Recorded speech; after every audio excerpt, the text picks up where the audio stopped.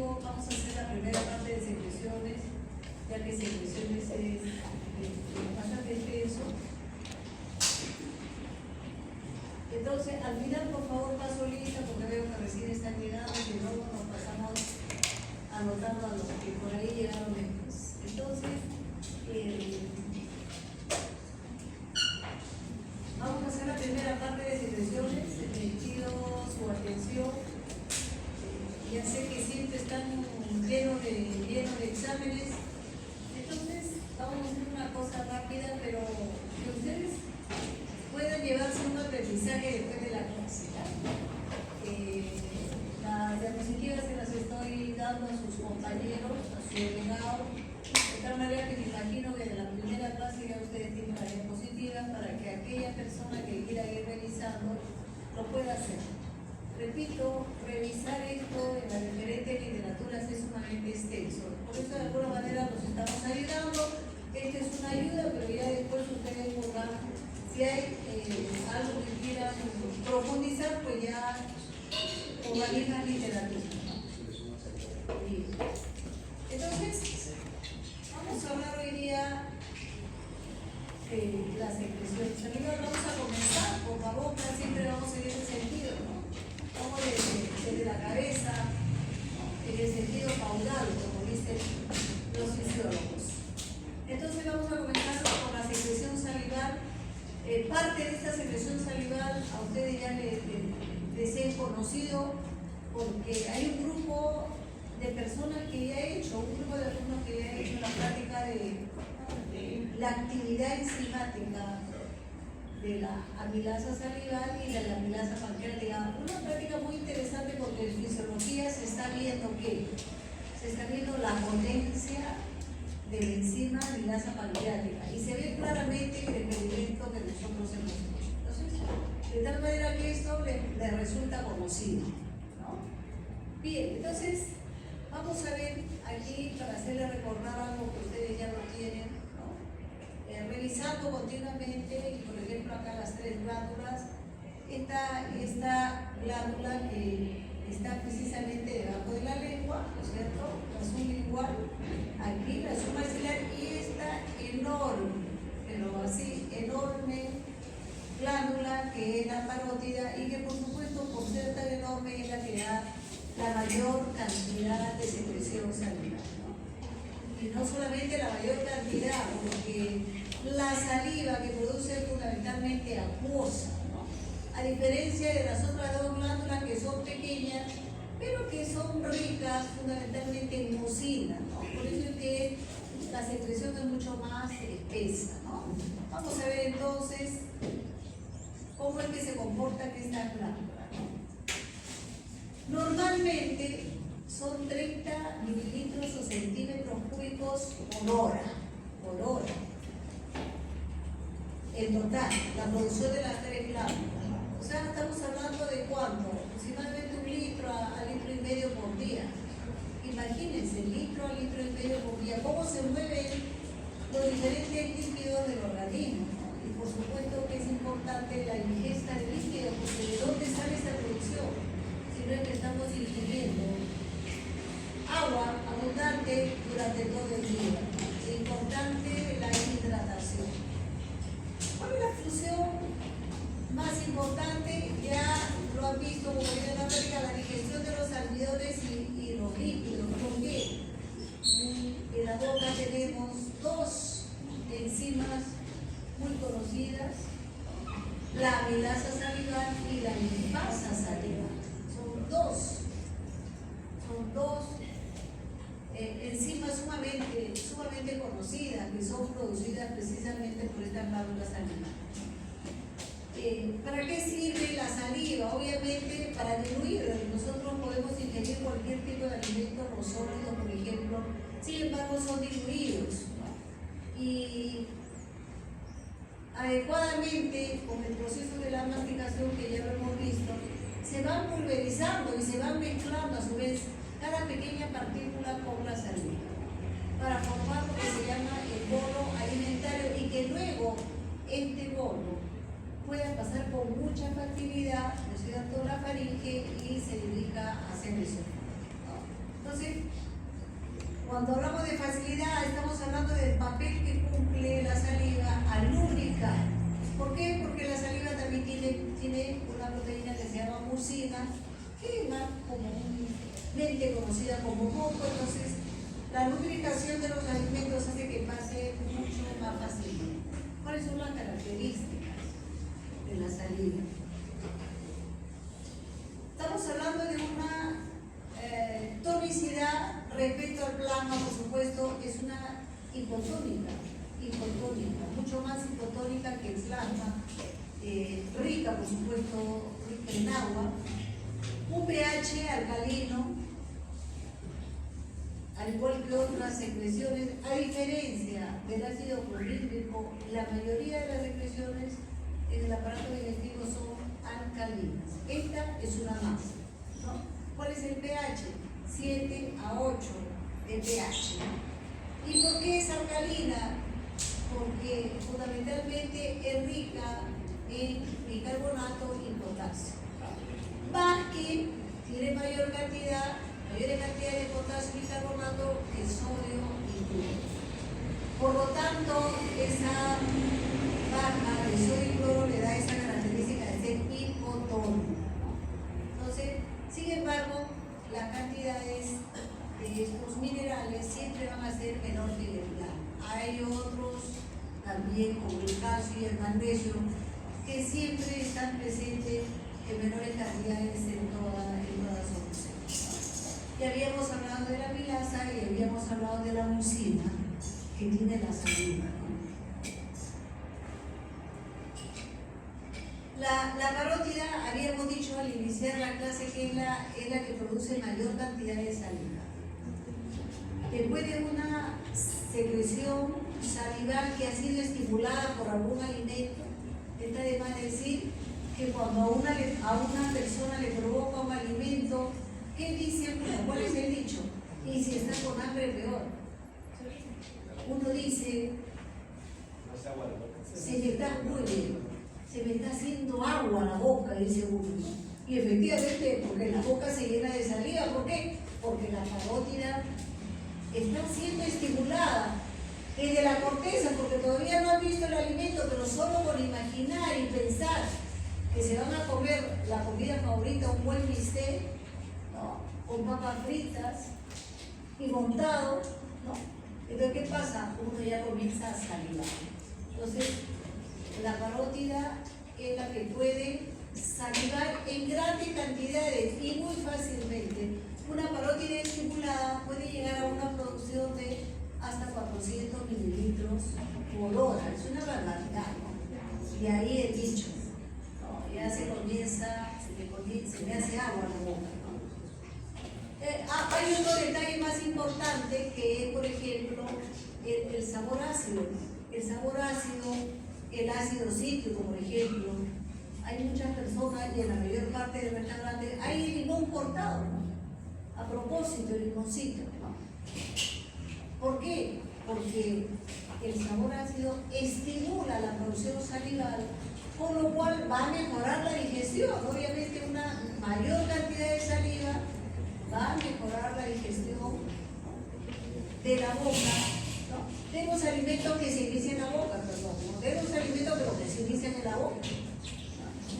Es bueno la presencia de limón, es buena, ¿no? Es bueno el limón porque tiene una serie de vitaminas, no solamente tiene el ácido cítrico, tiene la vitamina C, tiene la vitamina B y otras más. Entonces es sumamente importante la presencia de limón, ¿no?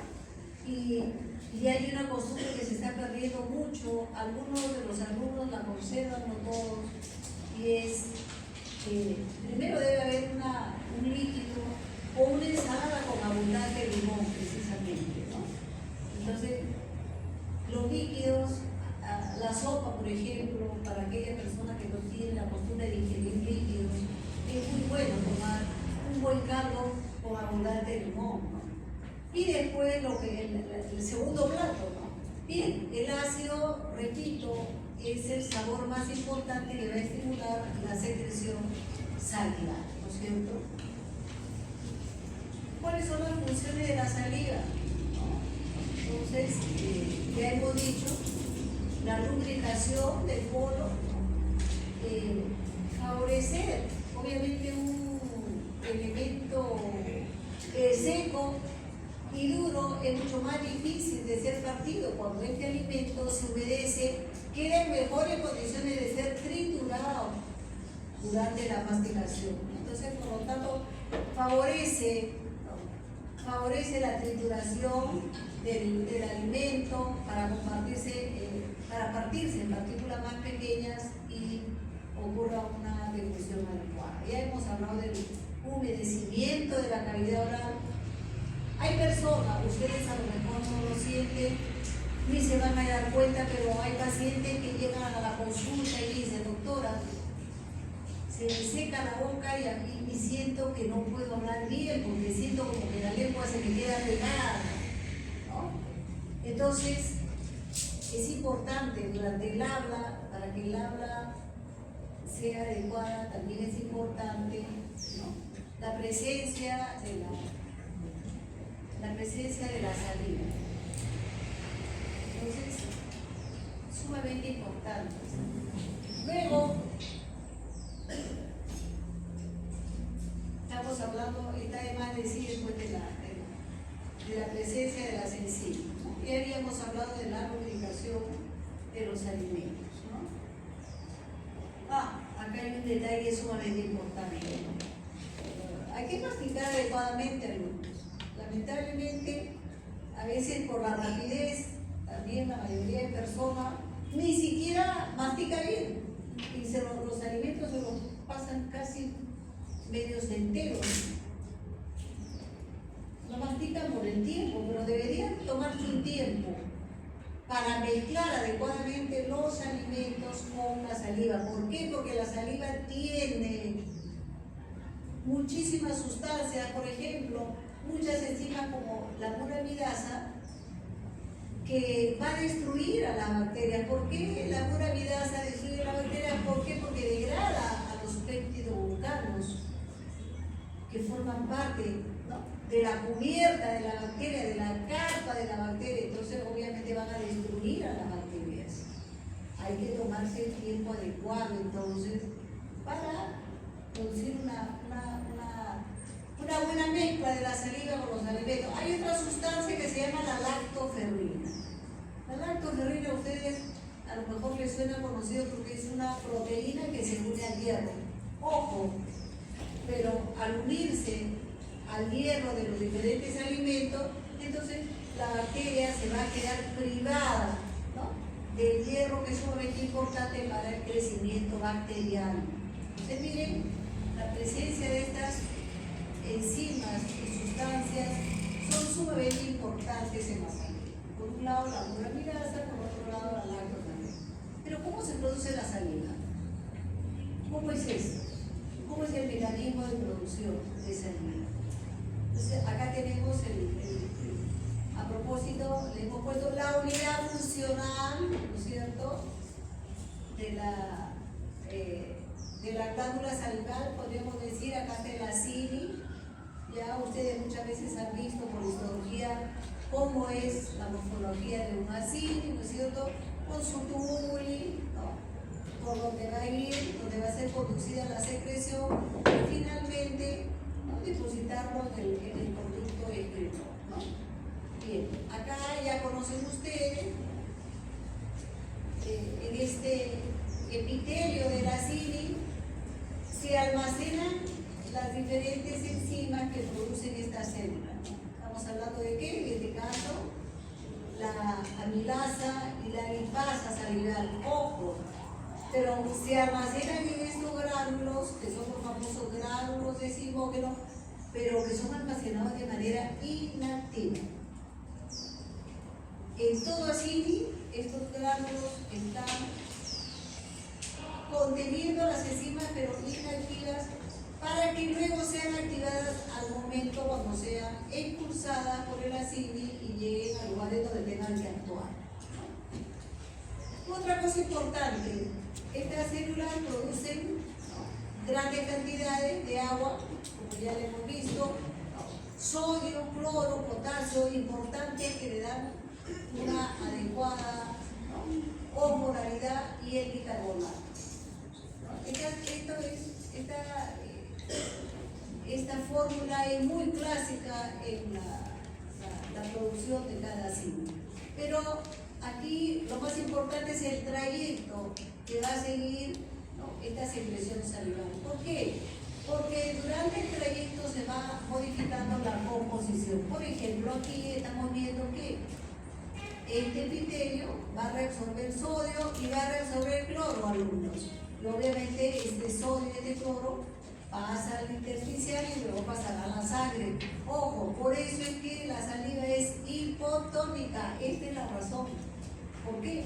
Porque aquí se está reabsorbiendo sodio y cloro. ¿Qué más? Otras células de la cili, estas, ¿qué es lo que van a hacer? Al contrario, ¿no? Estas van a proporcionar iones de bicarbonato y iones de potasio. De ahí que la secreción salival sea rica en bicarbonato, de ahí que sea alcalina y de ahí que sea rica en potasio. Es importante. Entonces, se va modificando entonces, acá como estamos viendo en el recorrido, y por supuesto otras células van produciendo una buena cantidad de agua, le van dotando de agua y al final va a salir una secreción, ¿no? Si se trata de la parótida, será una secreción fundamentalmente serosa y en grande cantidad, ¿no? Bien, sigamos, procedemos. Siempre digo que cuando uno habla del aparato digestivo no hay pierde, porque aquí el sistema nervioso autonómico cumple un gran rol. Siempre el parasimpático será estimulante, alumno, siempre. Estimulante de todas las secreciones. Y el simpático inhibitorio de todas las secreciones. Y acá no hay diferencia, ¿no? Entonces vamos a ver que el parasimpático es el que generalmente para las secreciones está predominando sobre el simpático, por lo cual siempre se está produciendo saliva, siempre, durante todo el día, porque existe un ligero predominio, ¿no? Obviamente, para que un ácido funcione, necesita un buen flujo sanguíneo. Sin un buen flujo sanguíneo no va a haber una buena producción salival, ¿no? Entonces, el flujo sanguíneo es sumamente importante, ¿no?, para que haya una adecuada producción salival, como vamos a ver seguidamente. Y acá, como igual siempre les he dicho, lamentablemente, si en el sistema nervioso no se hace nada, el sistema nervioso es el centro de todo. El hipotálamo es el que gobierna todas las funciones. Desde el hipotálamo salen vías hacia el aparato respiratorio, digestivo, urinario, etc.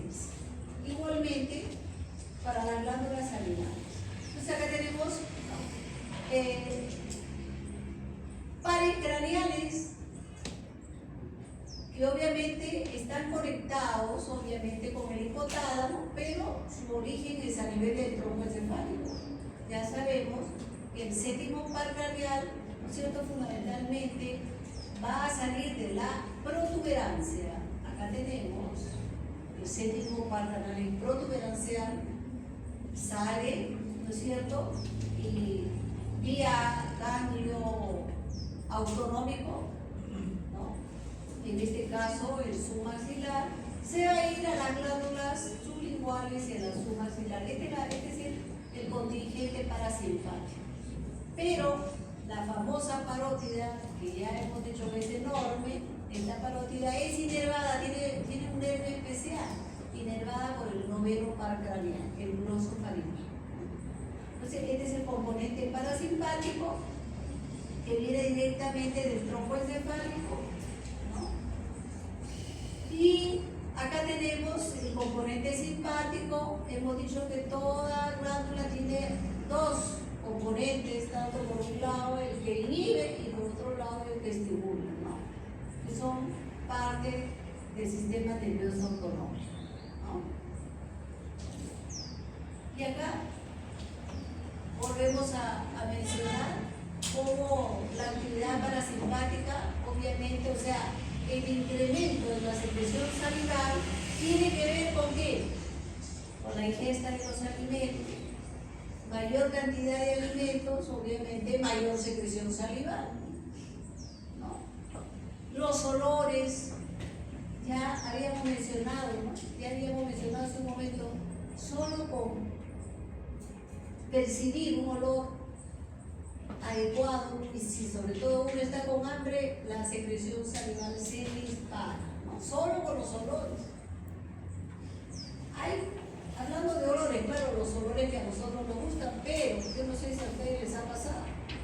Muchas veces uno pasa por un lugar en donde hay un olor tremendamente nauseabundo, horrible, espantoso, ¿no? Entonces, uno ¿qué dice? ¿Cuál es la impresión, alumnos? ¿Qué dice uno? ¿Y qué hace ahí mismo? Igual, la boca se llena, pero para escupir ¿a dónde? Uno está buscando un tacho. Por un olor desagradable, igualmente se incrementa la secreción salival. Entonces, los olores son los desencadenan, lo que se desencadenan ese tipo de situaciones. Y los reflejos condicionados, eso ya lo conocen ustedes, el reflejo de Pavlov, ¿no? ¿Alguien no conoce el reflejo de Pavlov? Levante la mano. ¿Conoce o no conoce? Alguien que no conozca. Porque todos, creo que la mayoría lo conoce eso desde la secundaria, ¿no? ¿No lo conoces tú? Que lo cuento. Perdón, a ver, ¿alguien quiere hablar? Sí, a ver, sí, me gusta que vengan para que cuenten cómo es el reflejo. Sí. Es el experimento. A ver, por favor, levántate y coméntale a tu amiga. Levántate, mamá, no te vale pues. Habla ahí en voz alta. Listo, va. Habla. Esta María ya se limpió. Le escuché que quería hablar. Entonces, ¿en qué consiste este experimento de este investigador ruso? Pero se lo voy a contar porque la niña me ha dicho que no lo sabe, yo asumía que todo el mundo lo sabía. Entonces, ¿qué hace este investigador? Trae a un perrito y comienza a experimentar con él, ¿no? Entonces, lo aísla. Por un lado, pone, ¿no?, una campanita que suena, ¿no? Y por otro lado, después que suena la campana, automáticamente le pone un bistec, ¿te imaginas? ¿Te imaginas al perrito? Qué delicia para el perrito, porque a cualquiera le gusta un buen bistec. ¿Ok? Entonces, lo acostumbra al perrito. Primero suena la campana, ¿okay? Y luego viene el bistec. A los 5 minutos viene el bistec. O puede ser al minuto, ponle que al minuto. Primero la campana y luego el bistec. El perrito comienza a asociar, eso es un reflejo, ¿no? Automáticamente asocia la campana con la presencia del bistec. Hace ese experimento por una especie de unos 2-3 meses. Lo acostumbra al perrito, que después de cada timbrada viene el riquísimo bistec, sobre todo si el perrito está con hambre, te imaginas. Entonces, un día ya solamente le pone la campana, y tan pronto le pone la campana, el perrito ya, desde que suena la campana, se imagina el perrito que va a venir el bistec, se imagina, y comienza a salivar. Es muy fácil ver cuando los perros salivan, ¿no? Porque la saliva desborda por la boca, eso es fácil. Entonces, después de que le suena la campana, el perrito comienza a salivar esperando el bistec. Sí, pero el bistec nunca llegó. Sin embargo, solo el perrito, como imaginar que después del ruido venía el bistec, comenzó a salivar. Eso se llama un reflejo condicionado. Automáticamente, es algo que tú no lo controlas, ¿no? Igual, nosotros estamos hechos de reflejo condicionado, ya aprendimos, ojo, que cuando hay un olor tú pasa nomás Y si alguien está friendo un bistec, así no te lo comas tú, pero ya estás imaginando el bistec y comienzas a salivar. Eso es un reflejo condicionado. Ahora sí está entendido. Ese es el famoso reflejo condicionado de Pavlov, que nadie lo había evidenciado, ni lo había hecho de manera experimental, y él lo comprobó. Famoso el reflejo, ¿no? Entonces, a eso se llaman los reflejos condicionados, por decía, pero ya. En algunos colegios, en la secundaria, en algunos, obviamente no en todos, ya están haciendo parte de sus estudios el reflejo condicionado de Pavlov, ¿no? Para demostrar cómo son los reflejos. Bien. Entonces, ya habíamos mencionado entonces cómo el parasimpático estimula la secreción salival, obviamente con todo su contenido, pues, ¿no?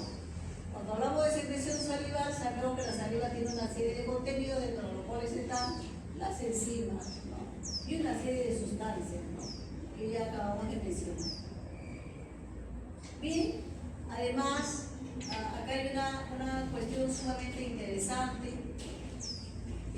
El parasimpático tiene muchos recursos, yo podría decir, para aumentar la secreción, ¿no? Entonces, uno de ellos, por ejemplo, es que el parasimpático, hablando de que aumentaba todas las secreciones, el acini produce, ¿no?, una sustancia que se llama la calicreína, que también es conocida por ustedes, podrían haber visto en hematofisiología, ¿no? Entonces, ¿qué hace la calicreína? La calicreína generalmente actúa sobre esta proteína, la globulina plasmática del quininógeno o cininógeno, ¿no?, para convertirla en esta otra que se llama glicina, o también comúnmente llamada la calidina.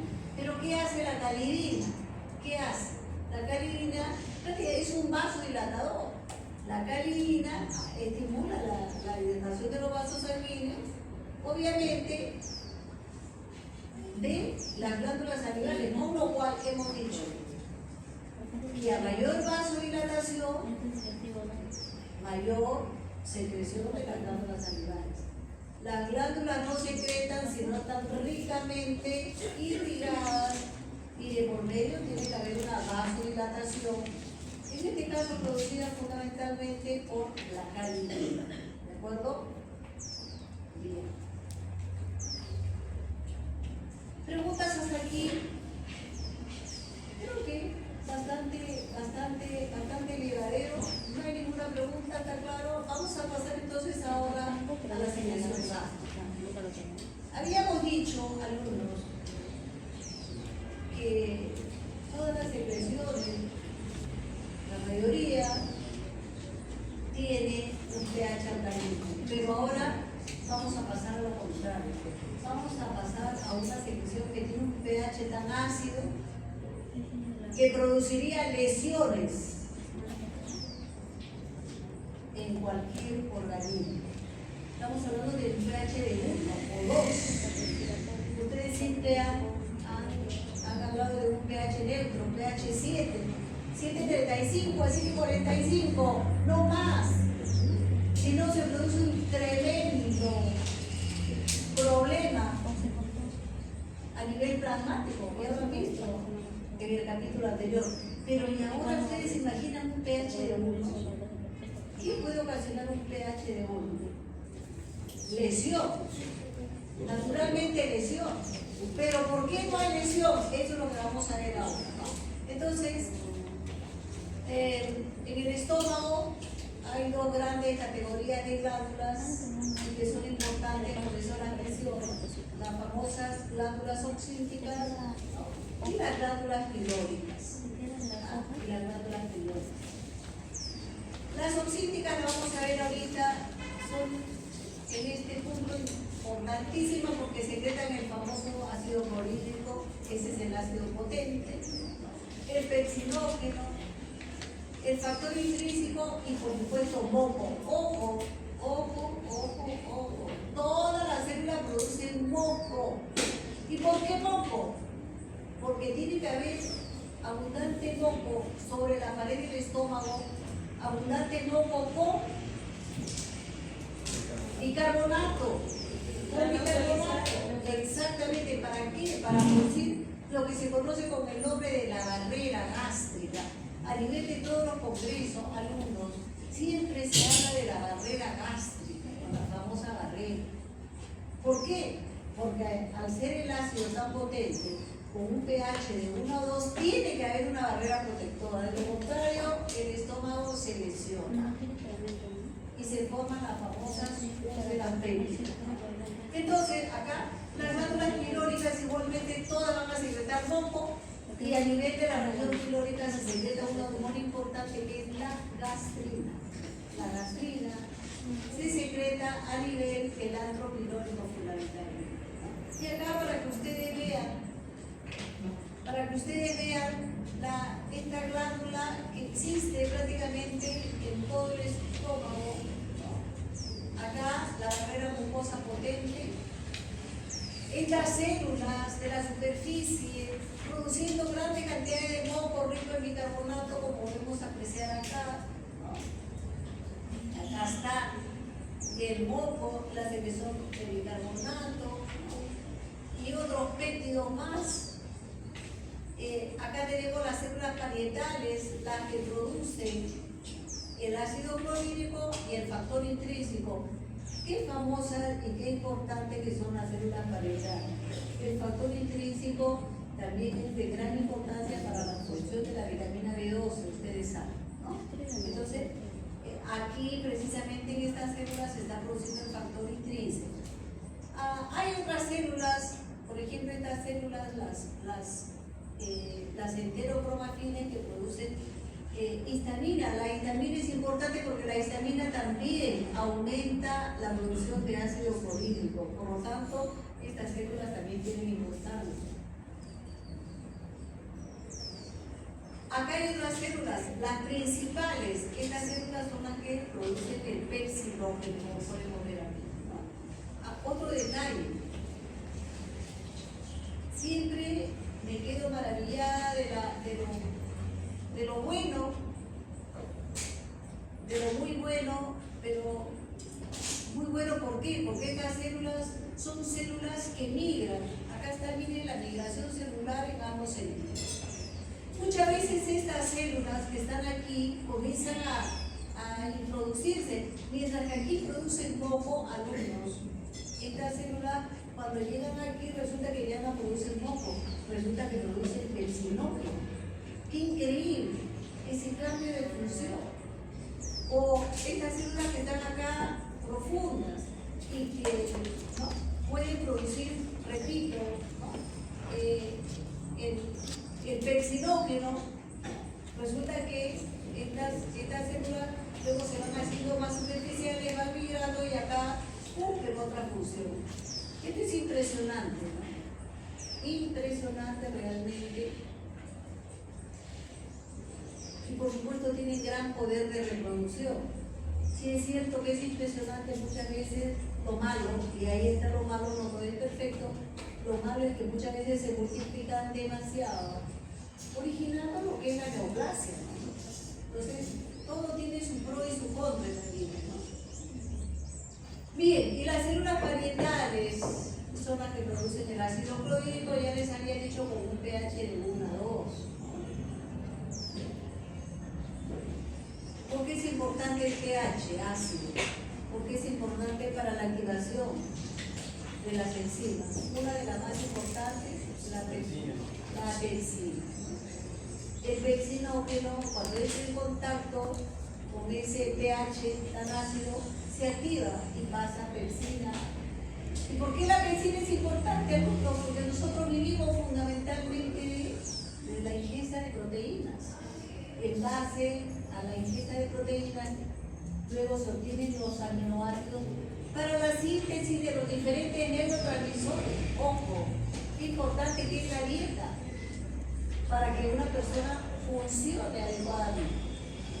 El ser humano contento, el ser humano feliz y saludable, porque no se trata simplemente de que sea feliz, Las grandes cantidades de dopamina y de serotonina, ojo, tienen que ver con el buen funcionamiento de todo el aparato gastrointestinal, pero no solamente con eso, sino que tiene que ver con la depresión, tiene que ver con la ansiedad.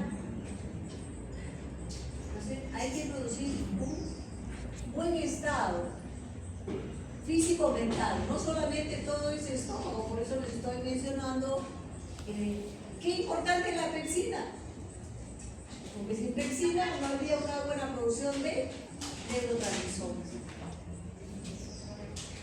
Seguimos. Y ya les había comentado que en el antro del estómago, en la región pilórica fundamentalmente, se producía la gastrina, lo habíamos mencionado. Las células que producen la gastrina y que pertenecen al estómago son las células G, se le ha dado ese nombre, ¿no? Las células G. Dentro de esa extensión de las famosas glándulas pilóricas, ¿no? Ya habíamos mencionado la síntesis de moco y de bicarbonato, ¿no es cierto? ¿No? Y también el pepsinógeno. A nivel del antro pilórico se producen también grandes cantidades de pepsinógeno. Otra cosa importante que tienen las glándulas pilóricas es que existen otro tipo de células que son las células que producen la somatostatina. La somatostatina es un inhibidor tremendo, es un inhibidor potente de todas las secreciones. Es decir, acá vemos también otra cosa interesante, estas células T son activadas cuando hay un nivel alto de ácido clorhídrico, entran a tallar la célula D que incrementan los niveles de somatostatina y se inhibe la producción de ácido gástrico, se inhibe la producción igualmente de las enzimas, ¿no? Es sumamente importante el efecto inhibitorio que tiene, ¿no?, esta somatostatina, que no solamente se produce en el estómago, ya lo habíamos dicho anteriormente, también se produce a nivel hipotalámico y es un poderoso inhibitorio, ¿no? Y acá vemos la producción de ácido clorhídrico. Qué importante. Qué equilibrio tan perfecto, alumnos. Ustedes ya llevaron estado ácido-básico, ya han llevado equilibrio ácido-básico. La producción de ácido clorhídrico es importante con todo este equilibrio ácido-básico. ¿Por qué? Miren acá, esto es sumamente interesante. De primera intención, estamos viendo acá una bomba. La bomba hidrógeno-potasio. Acá está la bomba hidrógeno-potasio. Esta funciona como una especie de antiportador, ¿no? ¿Por qué? Porque se va a producir iones hidrógeno que van a ser lanzados a la luz, del estómago, obviamente estamos en el estómago, ¿no? Y acá, por supuesto, el intersticio con la sangre, ¿no? Acá el capilar, ¿no es cierto? Bien. Entonces acá tenemos la bomba de los iones hidrógeno, un hidrógeno se intercambia con un potasio, como estamos viendo, ¿no?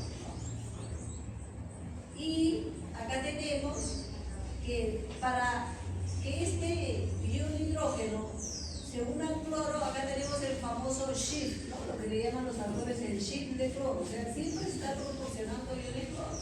¿De dónde vienen los iones cloro? Vamos a ver, acá se forma el ácido clorhídrico, acá está. Sí, pero ¿de dónde viene este hidrógeno? ¿Y de dónde viene este cloro? Acá, esto es lo que les decía, lo que forma parte del equilibrio ácido-básico.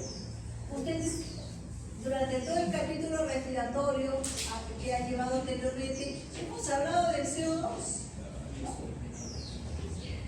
Hemos hablado de lo importante que es el CO2. Pues realmente acá lo vemos el CO2, que el ser humano elimina fundamentalmente el CO2 en grandes cantidades, ¿no? Nosotros producimos CO2, consumimos también grandes cantidades de oxígeno. Aquí tenemos el CO2. Entonces, el CO2, esta es una ecuación archiconocida por ustedes.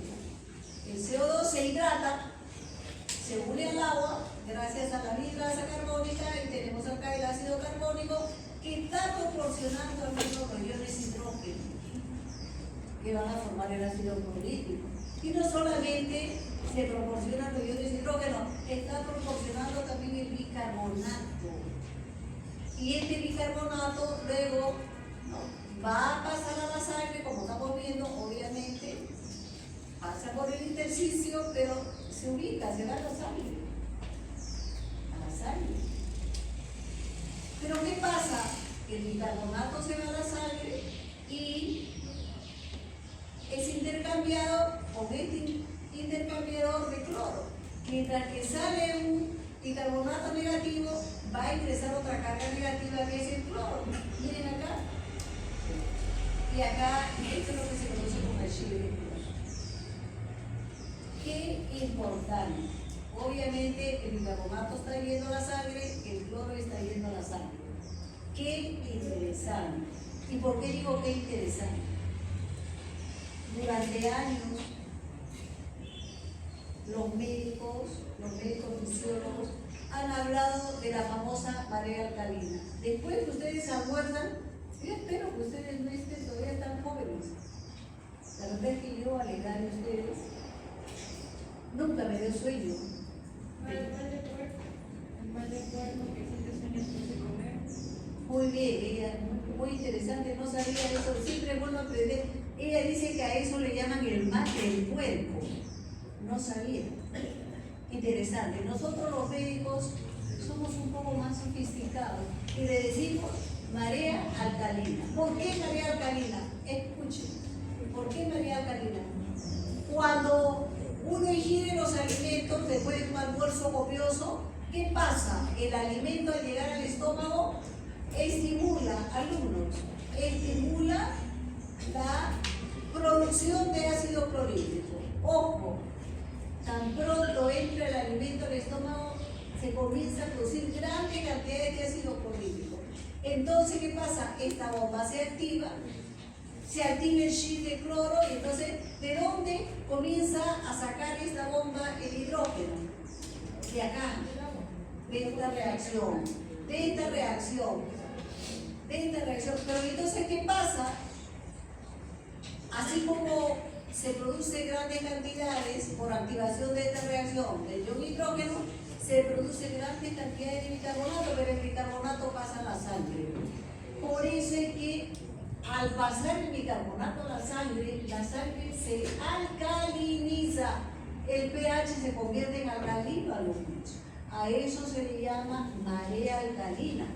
Gran producción de iones de hidrógeno, sí, pero también gran producción de bicarbonato que se va a la sangre.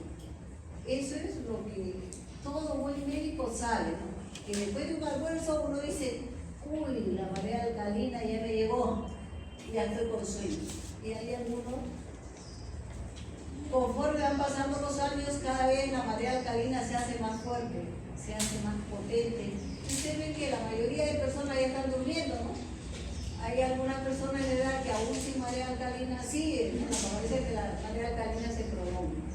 Entonces, ojo, esta es la famosa marea alcalina que viene después de un almuerzo, y sobre todo, ¿no? Si es un almuerzo copioso, por ejemplo, una ingesta abundante de carbohidratos, ¿no? Un ingreso por alimentos llenos de grasa también produce mayor marea alcalina, ¿no? Entonces, importante, entonces acá se ve el perfecto equilibrio, ¿no? Y la famosa marea alcalina. Creo que esto está claro, ¿no? Seguimos. Si hubiera alguna pregunta, por favor, interrumpe. Y acá está lo que acabamos de explicar, está todo escrito acá tal cual, ¿no? Cómo ¿no? Se produce la famosa marea alcalina, y acá está en mayor detalle, ¿no? Porque cómo es que el pH alcalino después del almuerzo es muy manifiesto a nivel de la sangre, ¿no? A nivel plasmático, ¿no? El bicarbonato invade la sangre, ¿no? Bien, entonces esta alcalinidad de la sangre produce sueño después de la Ya, lo que habíamos mencionado, ¿no? Lo que habíamos mencionado.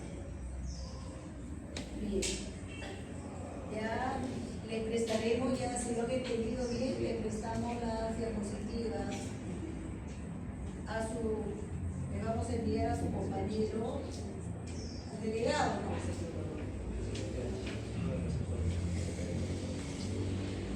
Bien. Habíamos dicho que también hay unas células, pero siempre digo que la fisiología es perfecta, ¿no? Si se produce grandes cantidades de ácido clorhídrico en un determinado momento, dentro de la célula también tiene que haber un inhibidor, ¿no? Y también tiene que haber un excitador, o sea, no todo depende, no todo depende de la célula parietal. Existen otras células que también incrementan dentro de la glándula del estómago, dentro de las glándulas oxíticas, las células que producen histamina, ¿no? Estas células histaminérgicas se les llama, ¿no? Hay algunos autores que le llaman la célula enterocromatina. Estas células producen grande cantidad de histamina y esta histamina va a actuar sobre las células parietales. En las células parietales existen receptores que son de tipo H2. Los receptores H2 se unen con la histamina y de inmediato se eleva la producción de ácido clorhídrico. Entonces, repito, la histamina eleva la producción de ácido clorhídrico.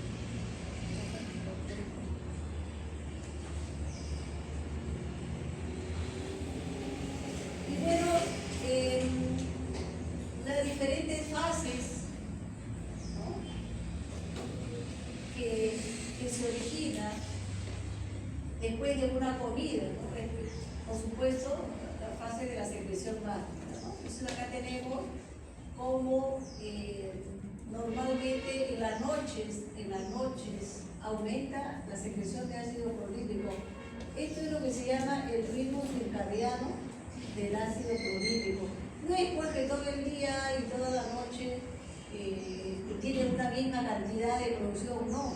Uno depende de los estímulos, pero acá es importante. El ritmo circadiano del ácido clorhídrico hace que en las noches, precisamente, se incremente la producción de ácido clorhídrico. ¿Y por qué? Fundamentalmente por el componente parasimpático, que en la noche se activa. Ojo, en la noche se activa el componente parasimpático, ¿no? Esa es la razón, ¿no? Bien, durante el día es mayor, ¿no? Durante el día es mayor la producción, ¿no? Ojo, acá también, al estómago hay que dejarlo descansar a luz. Hay que evitar estar consumiendo alimentos a toda hora y en todo momento. La mayor cantidad de personas no son metódicas, ¿no? Sobre todo las chicas, cuando se van a una reunión con las amigas y una tarde completa están comiendo toda la tarde, ¿no? Que un cafecito, que un dulcecito. Al pobre estómago no lo dejan descansar, con lo cual están produciendo estímulos que orientan al incremento de la producción de ácido clorhídrico. Hay que dejarlo descansar, ¿por qué? Porque entre las ingestas, como debe ser normal, ¿no?, se baja la producción de ácido clorhídrico, ¿no? Bien, ya habíamos hablado pues de una comida, se eleva la producción de ácido clorhídrico, ¿no? Bien, ya habíamos hablado de alguna manera también con ejemplo, la fase cefálica en la producción de ácido clorhídrico, como el reflejo de Pavlov, ya lo habíamos visto, ¿no? Demostrado. Cuando llegue el alimento al estómago es otro motivo para que se produzca. Igualmente cuando llega, hay diferentes motivos, cuando llega al intestino, sobre todo al duodeno, hay una perfecta coordinación entre el estómago y el duodeno. Recuerden que el duodeno es el que deja pasar el contenido gástrico, como tanto el quimo dentro del duodeno también es otro factor importante para incrementar o disminuir la producción de ácido clorhídrico, ¿no? Y bien, hay congresos completos en medicina que hablan de la barrera gástrica. Y cuando uno habla de barrera gástrica, uno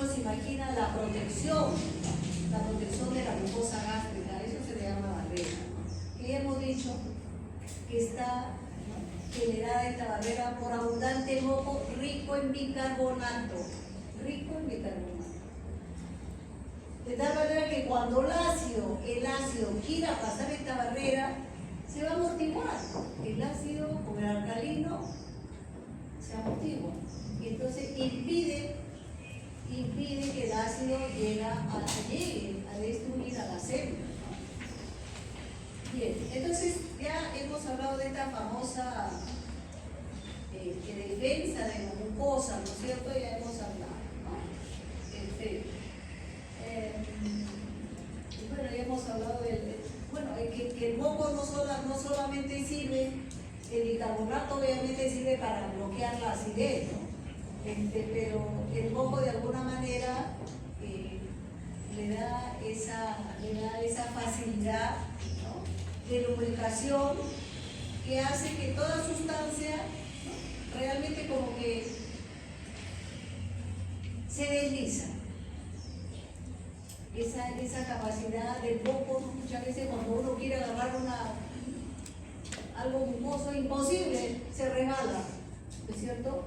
Entonces, esa es la lubricación que ofrece precisamente esta mucina, ¿no? Es la propiedad de esta proteína que se llama la mucina, ¿no? Entonces, esto es importante. Obviamente, sabemos que en el estómago se encuentra ya la pepsina, entonces es imposible que la pepsina pueda llegar a la célula porque va a degradar la célula. La pepsina destruye automáticamente, si está frente a una célula del estómago, la va a destruir. La célula no debe estar expuesta a la acción de la pepsina, porque la pepsina justamente está hecha para degradar a la proteína. Ojo, alumnos, si nosotros somos elementos fundamentalmente proteicos, somos seres pura proteína, ¿no? Bien.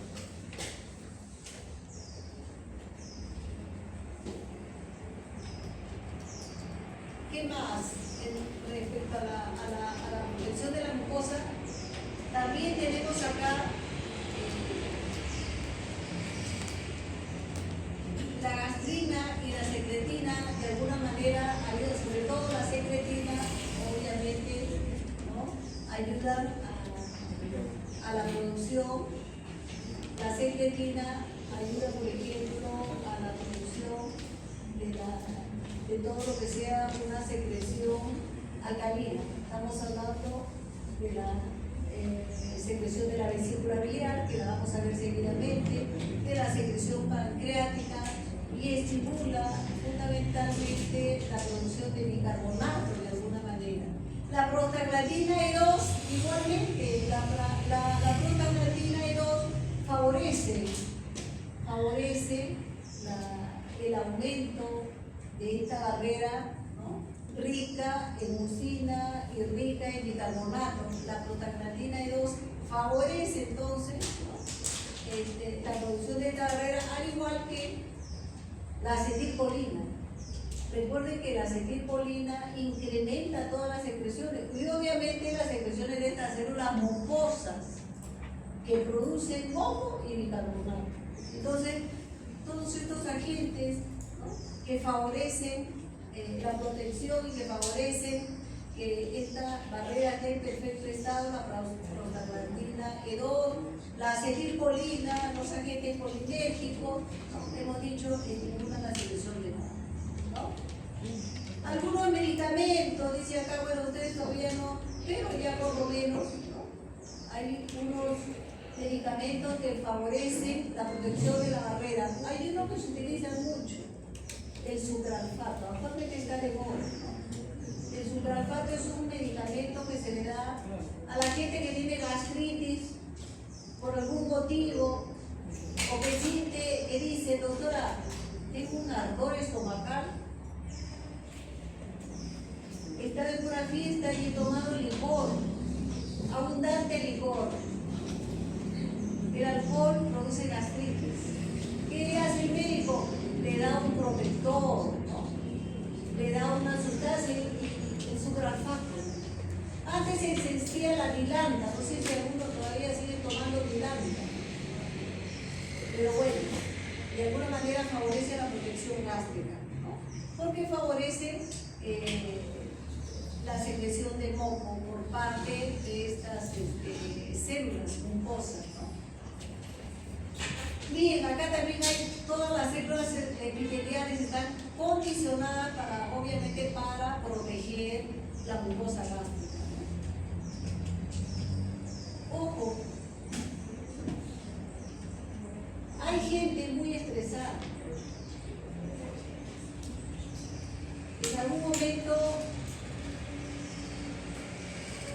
hay compañeros que han hecho una tesis de ustedes para ver el estrés de los estudiantes de medicina. Resulta que los estudiantes de medicina son altamente estresados. Los estresa los exámenes que van a dar, los estresa. En el internado son los más estresados. Ojo. ¿Qué pasa con las personas que se estresan?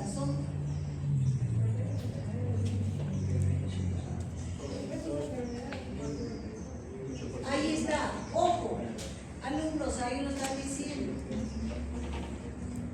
El alumno que es estresado eleva los niveles de noradrenalina, eleva los niveles de adrenalina, de cortisol, sustancia, sobre todo la adrenalina y la noradrenalina son sustancias simpático-miméticas. Las sustancias simpático-miméticas inhiben, alumnos, inhiben la producción de esta capa protectora. Estamos diciendo que la acetilcolina es la que favorece, que es la parte parasimpática. La noradrenalina la inhibe. Estos alumnos son candidatos a hacer úlceras pépticas. Úlceras pépticas, ¿por qué? Por el estrés continuo que son sometidos por esas descargas adrenérgicas y noradrenérgicas, que disminuye la barrera protectora, y al disminuirla, obviamente el ácido va a ser presa fácilmente de la mucosa. Ahí, ese es el origen de las úlceras pépticas, ¿verdad? Hay que tener entonces mucho cuidado con ese estrés que están viviendo estudiantes de medicina. Tendrían que controlar el estrés. Alumnos, un examen es un examen mal. Una nota no tiene por qué hacernos ni ponernos estresados, ni tampoco deprimirnos. Simplemente es una nota. No tomarlo a mayores, ¿ya? Bien. Y acá tenemos, bueno, seguimos hablando de las células epiteliales, las que segregan moco y bicarbonato, ¿no es cierto? Es más, las prostaglandinas hemos dicho que favorecen también la producción de moco y bicarbonato por estas células, ¿no? Este es como un mecanismo de feedback, ¿no? Las prostaglandinas favorecen y el moco y el bicarbonato, ¿no?, bien formado, a su vez también favorece la producción de prostaglandina. Qué importante. Aquí hay otra cosa, el fumar. Afortunadamente ya la mayoría ha dejado de fumar. Hace 30 años, creo que ustedes no habían nacido, se puso de moda el fumar. Y en las películas antiguas, el galán siempre sale con su cigarro y se ve tan interesante con el cigarro en la mano y en la boca, hasta que comenzaron a morir de cáncer pulmonar. Y acá está demostrado. El tabaco, la nicotina, alumnos, la nicotina que tiene el tabaco, ya se sabe que produce cáncer. No solamente pulmonar. El que fuma muchas veces también está deglutiendo la nicotina, entonces también cáncer gástrico, alumnos, cáncer gástrico. La nicotina entonces está demostrado que es sumamente agresiva porque reduce el flujo sanguíneo de la mucosa gástrica, inhibiendo la producción de prostaglandinas mucosas. Existen entonces también un mecanismo de las mismas células mucosas para producir prostaglandinas, no solamente las prostaglandinas a nivel plasmático, no solamente la prostaglandina tipo B2.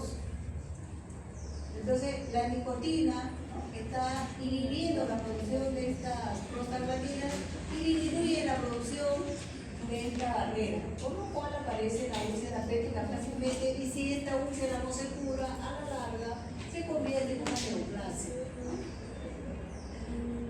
Bien. Y acá, finalmente, en lo que se refiere al estómago, estamos viendo esta famosa glándula ocítica con las diferentes células, las mucosas superficiales, las del cuello, las parietales, que son las que producen el ácido clorhídrico, las células que producen las famosas endocrinas que producen somatostatina y también histamina, que ya lo habíamos mencionado, sobre todo estas células histaminérgicas. Las células principales que producen el pepsinógeno y la lipasa gástrica, en fin, haciendo un resumen de todo lo que hemos hecho hasta ahorita con el estómago, ¿no?, y con lo que es la secreción gástrica. Bien, pasamos a la secreción biliar. Ya vamos avanzando poco a poco y vamos terminando. Preguntas hasta aquí. ¿Vamos un poquito más rápido o está bien? ¿Qué dicen acá adelante? ¿Está bien? Ya, está bien. Entonces vamos. Listo, porque ya sé que han dado examen. Entonces, si hay alguna pregunta, me avisa. Vamos un poco rápido. Vamos un poco rápido. ¿Listo? Para que no se duerman, vamos rápido. ¿Ya? Y vamos a ver ahora la secreción biliar, vamos a ver a la vesícula biliar. Obviamente el hígado es el que va a producir la bilis, ¿no? Simplemente que la bilis luego es depositada acá en la vesícula biliar, en donde va a ser almacenada. Ojo, no solamente es almacenada, sino que ahí va a haber un proceso de concentración, va a haber un proceso fisiológico que lo vamos a ver ahora. Seguimos. Entonces ya se produjo la bilis, ¿no es cierto? Entonces, ¿cuál es la función, la finalidad de la secreción biliar? ¿Para qué produce la bilis? ¿De qué está hecha la bilis? ¿Para qué sirve? Para la digestión de las grasas, ¿no? La bilis produce la emulsificación de las grasas, que significa que partir a las grasas en porciones cada vez más pequeñitas, ¿no? Eso significa la emulsión. ¿Para qué? Para que sean luego absorbidas, ¿no?, previamente atacadas, las grasas atacadas por sus respectivas enzimas, llevadas a su mínima expresión para que sean absorbidas, ¿no? Bien, esta vez va a decir que la bilis es producida por los hepatocitos, claro que sí, ¿no es cierto? Acá está la palabra sabia, se almacena y se concentra en la vesícula, ¿no? Digo, palabras sabias, aquí están las dos funciones, ¿no? Y luego obviamente van a pasar al intestino delgado, ¿no? Entonces acá las dos funciones, digestión y absorción de grasa, ¿no? Ya habíamos hablado de la emulsión de grasas, ¿no?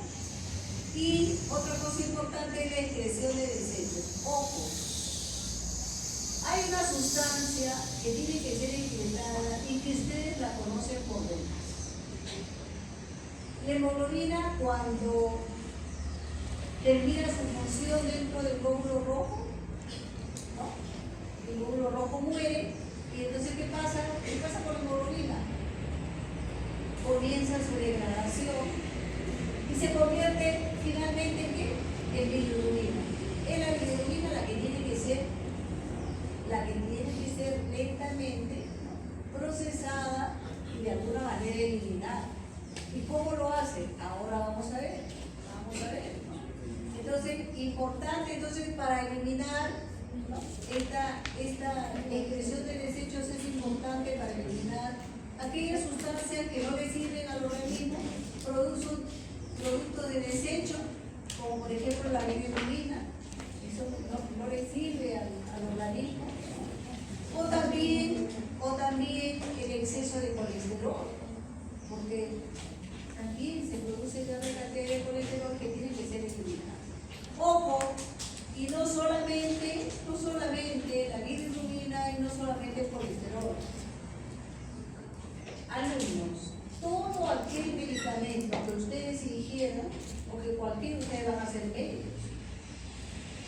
medicamentos no se dan por gusto.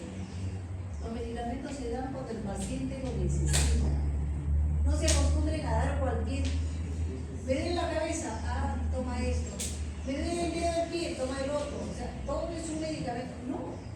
No siempre tiene que ser así. ¿Por qué? Los medicamentos son metabolizados en el hígado. Y los desechos de ese medicamento van a pasar a la bilis también. O sea, no solamente, repito, no solamente la bilirrubina que hay que eliminar o el exceso del colesterol, sino que produce el desecho de cualquier cosa que ustedes ingieran o de medicamentos. ¿Ya? Bien, acá está la composición de la bilis. Fundamentalmente agua es el 82%, pero la mayor parte, cuando se produce en una consistencia fundamentalmente acuosa, el hígado la produce acuosa, ¿no? 82%, ácidos biliares también, que es rica en ácidos biliares el 12%, otros componentes grasos, lecitina, fosfolípidos el 4%. El hígado quiere deshacerse de la grasa, por eso que la pone en la bilis, ¿no? El colesterol no esterificado 0,7%, el moco también 0,4%. La bilirrubina, ahí tanto hemos hablado de la bilirrubina, acá está la bilirrubina. Inmunoglobulina A también contiene la bilis. Y acá está lo que les decía, los metabolitos de la droga que ustedes ingieren. O sea, el producto del desecho de la droga que ustedes han ingerido. Y acá está la composición de la bilis cuando se produce acá a nivel hepático, ¿no? Fundamentalmente agua, abundante agua, ¿no? Calcio, cloro, sodio, bicarbonato, potasio, lo clásico de toda producción, esto es lo clásico. Ácidos biliares, obviamente, pigmentos biliares, colesterol, lecitina. Habíamos dicho esto, ¿no? Elementos grasos fundamentalmente. Luego, tal cual, pasa aquí a esta zona que son los conductos biliares, y aquí en los conductos biliares, como se está viendo en este cuadrito, ¿no? ¿Qué pasa? En los conductos biliares se va a añadir agua, entonces esta es una secreción, se va de alguna manera también a añadir sodio y bicarbonato. Y a nivel de la vesícula biliar ya es otra cosa, aquí comienza la concentración de la bilis. ¿Pero qué significa concentrar? A este nivel se va a reabsorber o se absorbe agua, como vemos, sodio, cloro y bicarbonato. Aquí es donde se realiza la concentración. Y no solamente la concentración de estas sustancias por reabsorción, sino que además va a haber la concentración de los ácidos biliares. ¿Por qué? Porque fundamentalmente a nivel de la vesícula biliar se reabsorbe agua. Por eso es que se va a concentrar la bilis, ¿no? Y sale una bilis realmente concentrada, ¿no? Y rica en ácidos biliares, que va a servir para la digestión de las grasas. Esa bilis va a ser evacuada en el duodeno, donde van a llegar las grasas, ¿no? Bien, seguimos. Y acá esto siempre me ha parecido a mí fascinante. Me ha parecido fascinante esto, la llamada la circulación enterohepática de las sales biliares. Acabamos de ver, ¿no?, que el hígado es el que produce las sales biliares, que la vesícula las concentra, ¿no?, para proporcionarlas al duodeno. Y acá vemos esto, miren, acá está.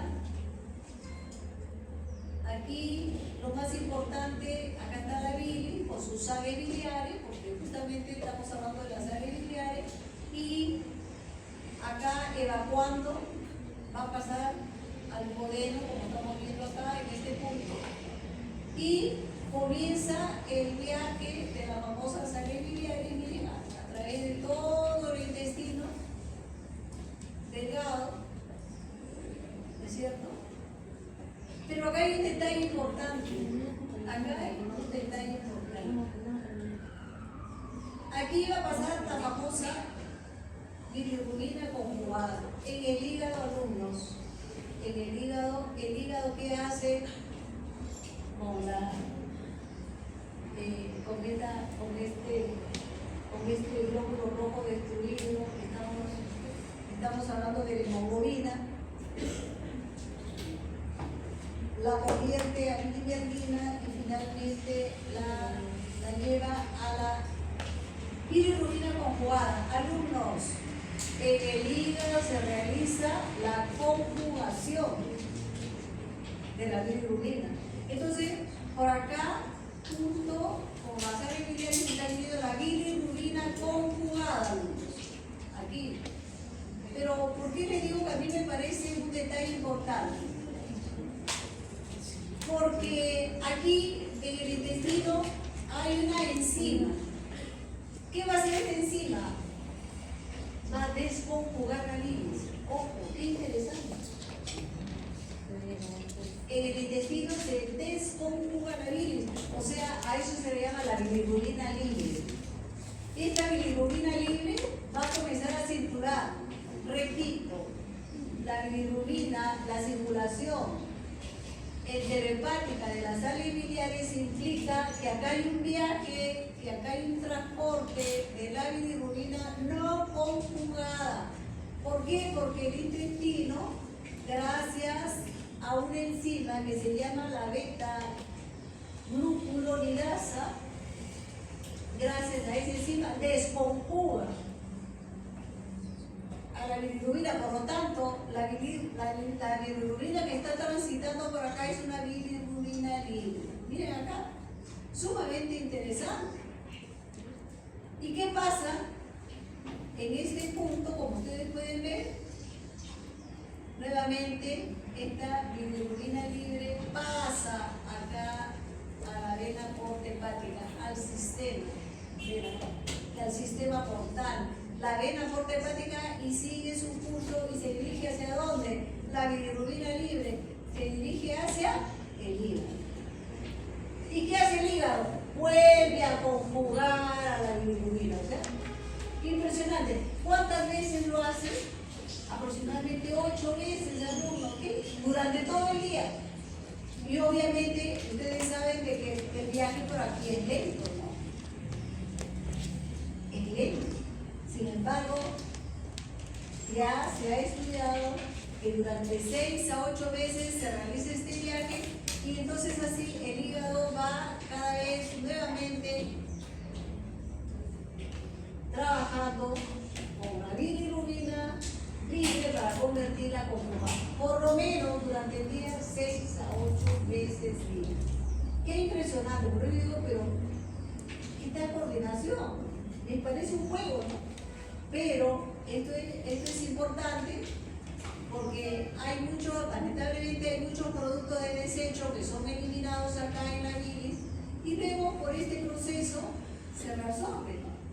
Ahora, ¿qué es lo bueno? Por ejemplo, acabamos de ver que la bilis contiene inmunoglobulina, o sea, la inmunoglobulina se vuelve a reabsorber y entonces no se pierde. Eso es algo beneficioso, pero hay muchos venenos que deberían ser eliminados hacia el exterior y que no pueden ser eliminados precisamente por esta circulación enterohepática. Vuelve a reabsorberse y no se puede perder dentro del organismo.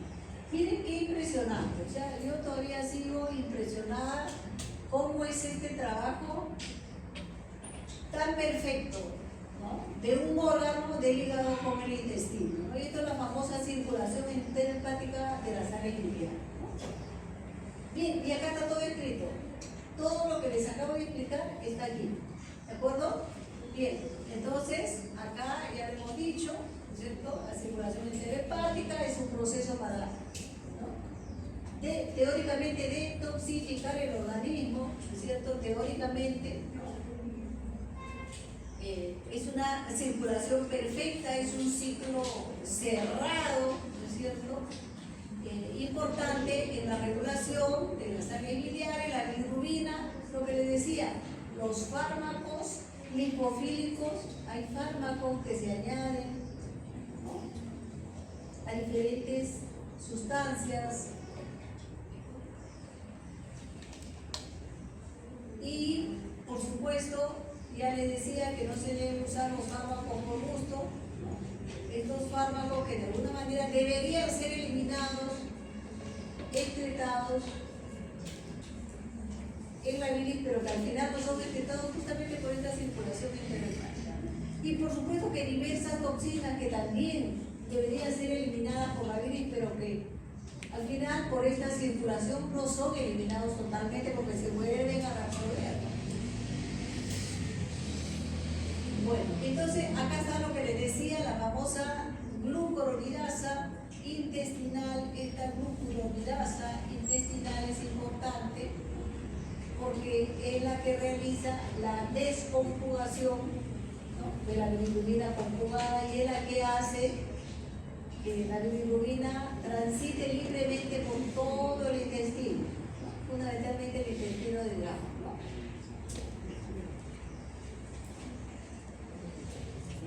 Y acá está en un gráfico explicado perfectamente. Acá el hígado, ¿no es cierto? Lo que les decía, 6 o 8 veces por día acá recircula nuevamente esta famosa circulación de las sales biliares, aquí llegando al duodeno, ¿no es cierto? Y luego siguiendo todo este trayecto. Se dice en términos generales que el 90% en total, entre estos 8 viajes, ¿no?, estas 8 veces que recircula, el 90% deberían ser reabsorbidas y solamente el 10% se pierde como estercobilinógeno. Recuerden que, ¿no?, al final la biliverdina se transforma en estercobilinógeno, que luego se convierte, parte que se pierde por las heces y parte también se elimina por la orina como urobilinógeno, ¿no? Bien, entonces acá está cómo es que la hemoglobina se degrada, se convierte en biliverdina, no solamente la hemoglobina, sino también, ¿no?, la mioglobina también, ¿no?, y va a formar la biliverdina, que finalmente se transforma en bilirrubina no conjugada, se conjuga en el hígado y luego se desconjuga acá a nivel intestinal. Es impresionante cómo cómo son estos mecanismos de circulación de la bilis, de las sales biliares. ¿Listo? ¿Alguna pregunta hasta aquí? ¿Algunos? ¿Quedó claro? ¿Sí? ¿No hay preguntas? ¿Está claro? Está claro, dame una cabeza que se mueve y me dice que sí está claro. Muy bien, pasamos a la última parte, con esto estamos terminando. ¿Listo? Vamos a hablar de la secreción pancreática. Al final le paso lista. Y cuando hablo de páncreas, me pongo seria, porque he visto morir a la gente con pancreatitis. ¿Por qué es tan serio esto cuando una parte del páncreas se inflama? Recuerden que el páncreas produce fundamentalmente enzimas potentes. Y acabamos de hablar que una de las más potentes es la pepsina, porque digiere la proteína. Todas nuestras células son ricas en proteínas, amigos. Imagínense una destrucción del páncreas, se dejan libres las enzimas y se destruye todo lo que está alrededor del páncreas, alumnos. Intestino, cavidad abdominal. Una lesión en el páncreas es lo peor que puede haber, muerte casi segura. He visto en toda mi vida uno de los casos que se han salvado porque el cirujano entró y comenzó a limpiar y a lavar toda esta zona llena de enzimas. y ese cirujano un héroe, ¿no? Al final terminó siendo un héroe porque esa persona se salvó, pero había que estar al pie. Vamos a ver entonces cuán importante es esto, el páncreas. Y acá tenemos los acinis pancreáticos. Cuando hablamos de producción de enzimas, siempre tenemos que hablar de un acini que está produciendo y elaborando una determinada enzima. En este caso son las enzimas pancreáticas que son tan potentes. Y acá tenemos un acini típico, ¿no? Acá tenemos un acini típico. El acini fundamentalmente es el que sintetiza las enzimas. La secreción pancreática tiene una parte de enzimas y una parte líquida, una secreción líquida rica en bicarbonato. Ojo, la secreción pancreática también es alcalina, netamente alcalina. Entonces, repito, miren acá estos acinis que son los que van a producir, acá están, ¿no? Ricos, por supuesto, en gránulos de simógeno, donde van a tener almacenadas a las enzimas, pero que están inactivas. Obviamente, dentro de la acini, no, están totalmente inactivas. Y acá tenemos, ¿no? Acá tenemos a los conductos, que son los que van a añadir bicarbonato, ¿no? Acá están las células que producen fundamentalmente bicarbonato, ¿no? Por eso es que, repito, esta secreción es netamente alcalina, ¿no? Y acá estos acinis distribuidos adecuadamente al lado de los conductos, que son los que producen pues las enzimas, ¿no? Bien, vayamos a ver a mayor aumento. A mayor aumento, acá el acini, ¿no? Su producción enzimática, la producción enzimática mandándola aquí a estos conductos, ¿no? Entonces acá a mayor aumento, alumnos, aquí está mayor aumento, ¿no? El acini, acá está produciendo las enzimas y además de alguna manera lo que tienen toda secreción, sodio, bicarbonato, potasio, cloro, los iones típicos, sodio, potasio, cloro y por supuesto bicarbonato para darle la alcalinidad, ¿no? Para darle la alcalinidad, ¿no? Y acá, como les había dicho, ¿no? Los conductos, estos conductivos pancreáticos, las células de estos conductos, que se llaman las células ductales,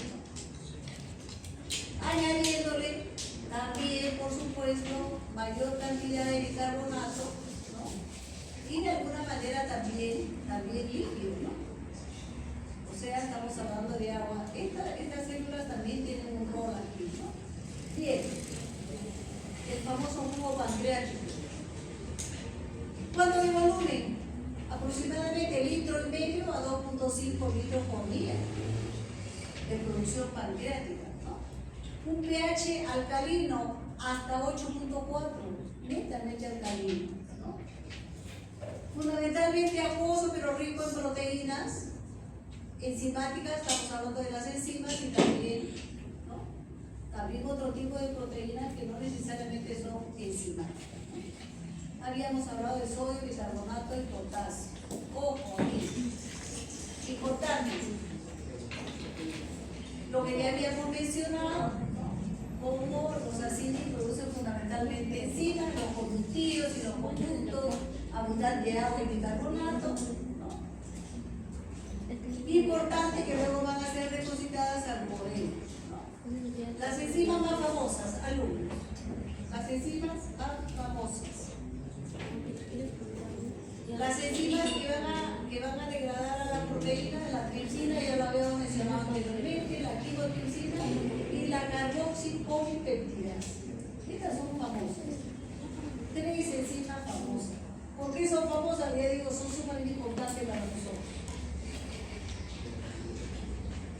Vamos a obtener los aminoácidos para la síntesis, ¿no?, de una serie, la síntesis de albúminas, de los neurotransmisores, las globulinas, o sea, importantes estas enzimas. ¿Qué más? La linasa pancreática ya la estudiaron, algunos grupos hemos estudiado la linasa pancreática en la práctica y han visto lo potente que es. Luego tenemos acá a las enzimas que digieren las grasas. Una de las más famosas es la lipasa pancreática, que ya la habíamos mencionado también anteriormente. Esta lipasa pancreática, porque es una de las más famosas que está en primer lugar, porque generalmente convierte a la mayor parte de lo que nosotros ingresamos a nuestro organismo, que son grasas neutras, y la llevan a la mínima expresión. ¿Cuál es la mínima expresión? Monoglicéridos y ácidos grasos listos para que sean mezclados con la bilis y para que al final sean absorbidos por el intestino delgado. Importantísimo. Esta lipasa pancreática es sumamente potente. Ya otras que tienen menor potencia, la colesterol esterasa, obviamente como su nombre lo dice, va a improvisar los ésteres del colesterol, y la fosfolipasa, ¿no?, que también va a llevar a los fosfolípidos a la mínima expresión. Estamos hablando de a los ácidos grasos, ¿no?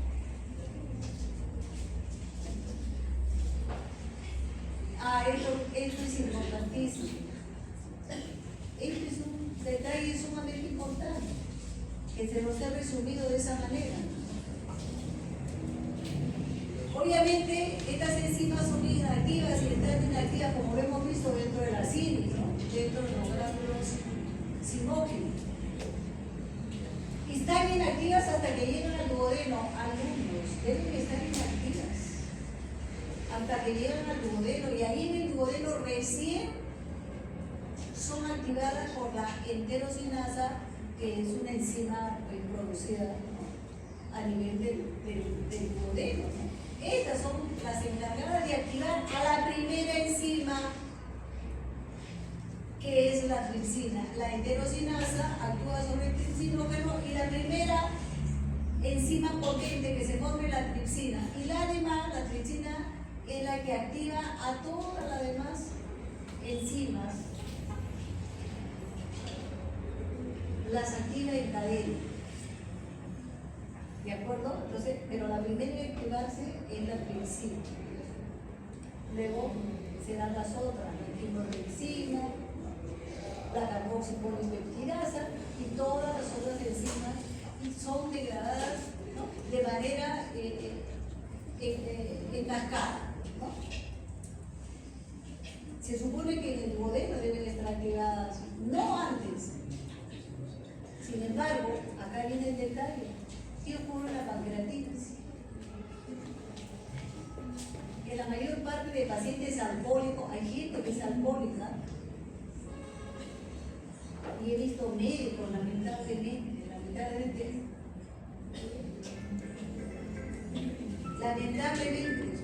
he visto médicos que el alcoholismo se comienza cuando uno va demasiado a fiesta. Aparentemente uno dice, no, es un bebedor social. Poco a poco se va volviendo adicto. Todos los sábados en reuniones sociales, todos los sábados, se termina siendo adicto. Lamentablemente he visto varios casos de médicos que terminan siendo alcohólicos. Y estos bebedores sociales, el alcohol es maligno, hace un daño tremendo al estómago, produce gastritis, y el alcohol ya está demostrado, produce gastritis, y a nivel del páncreas, pancreatitis, pancreatitis. Entonces, ¿no?, ¿qué pasa cuando hay un daño a nivel del páncreas? Una pequeña zona que se inflamó, una pequeña inflamación produce, en un conductillo pequeño, produce el bloqueo, la salida, el bloqueo del tránsito en un canalito. Basta que haya un bloqueo para que de inmediato se desencadene todo un desastre a nivel pancreático, ¿no? Entonces, este bloqueo tan pequeño, ¿no?, hace pues que se vaya agrandando, se va depositando justamente las secreciones que inicialmente no son nocivas, pero luego se va a activar esto, que se llama el inhibidor de la tripsina. Ojo, normalmente dentro de la CINI también se produce un inhibidor de la tripsina, normalmente. Y está inhibiendo, por supuesto, la activación ¿no?,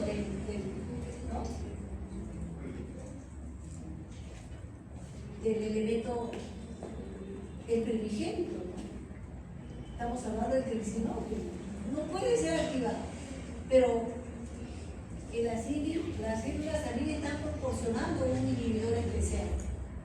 Por todas partes tienen que estar inhibidos. Lamentablemente, cuando hay inflamación, cuando hay una zona afectada, este inhibidor se activa, ¿no? Se activa este inhibidor y entonces todas las enzimas comienzan a activarse una tras otra y digieren al páncreas. Lo digieren, o sea, lo destruyen. Se produce primero la digestión del páncreas, pero luego todas las enzimas peptídicas quedan libres, por lo cual no solamente se digiere el páncreas, se digiere el estómago, la zona de encima, el hígado, todo lo que está al lado, todo se digiere. Y son enzimas potentes, ¿no? Entonces, la pancreatitis, como dice, muchas veces es mortal, ¿no? La mayor parte de veces es letal, ¿no? Es tremendo, ¿no? Y bueno, la acetilcolina está de más decir al final que por supuesto va a activar la producción del páncreas. A estas alturas, digo yo, es bien fácil, ¿no? Porque siempre la acetilcolina está activando a todas las producciones, ¿no? Pero dice, la colecistocinina y la secretina. Interesante porque la colecistocinina y la secretina ambas son producidas en el intestino delgado, ¿no? Y la secretina también, ¿no? La secretina también. ¿Ok? Estos son los estímulos más potentes para la secreción pancreática. La volvemos a ver, ¿no?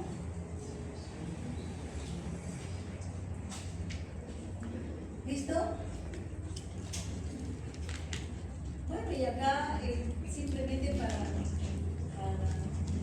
para ver, para recalcar todo lo que acabamos de ver, simplemente dicen a veces que un gráfico vale más que 1000 palabras, está clarísimo, ¿no? Acá la secretina, es interesante cómo la secretina produce una abundante secreción, fundamentalmente la secreción pancreática y el bicarbonato, ojo, y fundamentalmente a nivel de los canalículos, hemos dicho, ¿no? Mientras que la colecistocinina estimula fundamentalmente la secreción de enzimas. Importante, secretina viene después de secreción, la secreción de los canalículos, bicarbonato, agua, ¿no? Mientras que la colecistocinina tiene más potencia para producir mayor cantidad de enzimas. Esto es sumamente importante. Bueno, y está de más decir que pues el vago es el componente parasimpático el que incrementa en términos generales todas las secreciones, ¿no? Ya está, y esto para lo que acabamos de decir, fundamentalmente, acá está solo descrito la secreción de agua de bicarbonato por parte de la secretina, la colecistocinina fundamentalmente la secreción de enzimas. Y este es un resumen de todo lo que hemos hecho hasta ahora respecto al páncreas, ¿no? La gastrina también estimula la secreción de las enzimas pancreáticas, que es interesante. El polipéptido intestinal vasoactivo, agonista de la secretina, o sea, disminuye la secreción. El polipéptido intestinal vasoactivo disminuye la secreción pancreática, ¿no? Y la somatostatina ya sabemos que es un inhibidor potente de la secreción pancreática, y no solamente de la secreción pancreática, sino de muchas otras secreciones más, ¿no? Es potente la somatostatina, ¿no? Listo.